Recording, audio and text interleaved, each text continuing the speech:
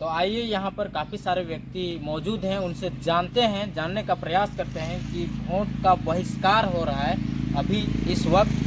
तो जानते हैं उनसे क्या कहते हैं वे लोग। तो आइए आप लोग को बात करते हैं, डायरेक्ट इनसे जुड़ते हैं। आपका नाम? मैं हुसैन बराई और बिशनपुर विधानसभा भारत आदिवासी पार्टी का प्रत्याशी हूँ। अच्छा अच्छा। तो क्या कहना चाहेंगे? अभी वोट का बहुत बहिष्कार हो रहा है, रोड नहीं तो वोट नहीं, ऐसे सुनने में आ रहा है, न्यूज़ सब में आ रहा है। तो क्या कहना चाहेंगे इस विषय में? देखिए, जनता जो बात कर रही है हाँ कि रोड नहीं तो वोट नहीं, आखिर ये सब कहने की जरूरत क्यों पड़ रही है? ये जानने की बात है लोगों को। हाँ हाँ रोड नहीं तो वोट नहीं या बुनियादी सुविधा देनी होगी, इस तरह का भी नारा लगाया जा रहा है।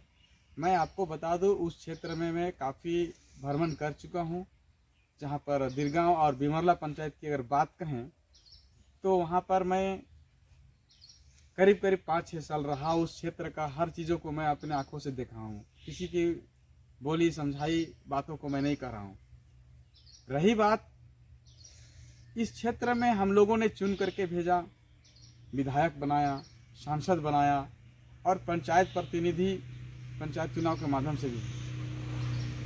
अब आज तक वहाँ पर बुनियादी सुविधा नहीं मिल पाया है, इसलिए लोग वहाँ पर धरना दे करके सीधे तौर पर एक सामंजस्य बना करके वोट बहिष्कार करने का उन्होंने ऐलान किया, घोषणा किया। अब चिंता की बात यह है कि आज इस तरह की मांग क्यों करना पड़ रहा है और हमें वोट की बहिष्कार करने की क्यों जरूरत हो रही है। इसका सिर्फ और सिर्फ एक ही कारण है और ये बहुत बड़ा कारण है, जनता की अज्ञानता। जनता शिक्षित नहीं है और आज हमारे जनता को आसान से लुभाया जा सकता है। ये आदिवासी बहुल क्षेत्र है, लोगों को पीने खाने की आदत लगा हुआ है। लोग अपने पीने खाने के कारण से अपना मौलिक अधिकार को नहीं समझ पा रहा है और जिधर जो पीने खाने के लिए दे रहा है उधर चला जा रहा है। नतीजा ये हो रहा है कि सही प्रत्याशी को, सही जनसेवक को चुन नहीं पा रहा है और ये सज़ा देखने को मिल रहा है। आज यही कारण है कि वो बुनियादी सुविधा की ऐलान कर रहा है और वोट की बहिष्कार कर रहा है। लेकिन वोट की बहिष्कार करना शायद मेरे ख्याल से लगता है कि जनप्रतिनिधि को बहिष्कार करना चाहिए। जनप्रतिनिधि की हर स्थिति को देखना चाहिए कि ये कैसा है और उसका खुल करके बहिष्कार करना चाहिए और जनता को सवाल भी करना चाहिए कि आपने जिस प्रतिनिधि को चुन करके भेजा है वो प्रत्येक साल का ब्यौरा भी मांगना चाहिए कि आपने आज तक हमारे क्षेत्र के लिए क्या क्या किया है। लेकिन जनता शायद नशे की धुर्त में कहा जा सकता है या नासमझी कहा जा सकता है या अशिक्षा के कारण से ऐसा हो रहा है ये कहा जा सकता है, वो कभी अपने प्रत्याशी से, नेता से या विधायक से या सांसद से कभी सवाल नहीं करता है।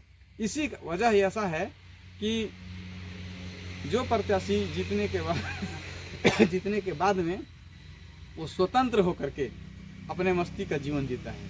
जी बिल्कुल। जनता की मूलभूत सुविधा को कैसे हमको वहाँ पर बहाल करना है, कैसे वहाँ पर ले आना है, शायद इस विषय पर वो कभी सोचता है भी कि नहीं, ये भी एक सवाल बनता है। अब आने वाला समय में देखना होगा कि जनता किस ओर विचार लेती है। कहीं ऐसा ना हो कि फिर से बुनियादी सुविधा बहाल करनी होगी ऐसा बोल करके वोट बहिष्कार करना पड़े कुछ दिन बाद। तो मैं जनता से एक ही चीज़ आग्रह करूंगा और पूरे बिशुनपुर विधानसभा की जनता से भी कहूंगा और पूरे देश की जनता से भी एक आग्रह करूंगा कि आप अपने नेता को पहचानिए। जी बिल्कुल, आपका और पहचानने के बाद में आप पूरे मत के साथ समर्थन दीजिए, न कि आप हड़िया, दारू, खस्सी, बंडा, मुर्गा इसके लोभ में मत करें। मैंने देखा है,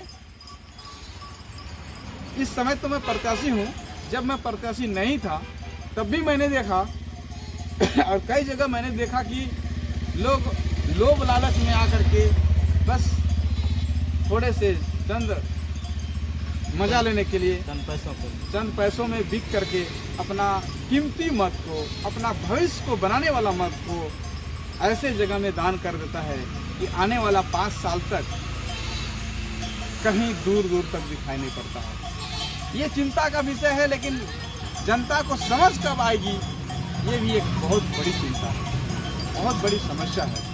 क्योंकि जनता जिस कदर से वो दिग्भ्रमित होता है और लोभ में जा कर के मत देता है, तो जब तक जनता अपने विचारों को, अपने विवेक को सही जगह इस्तेमाल नहीं करेगा, तब तक यही दशा होता रहेगा। जी हाँ, यह बिल्कुल सही बात है कि लोभ लालच के चक्कर में आकर के जनता 5 साल के लिए लोभ लालच के चक्कर में आकर के वे एक बंधन में बंध जाते हैं और कुछ उनका ना विकास हो पाता है, ना ही कुछ और हो पाता है। जैसे कि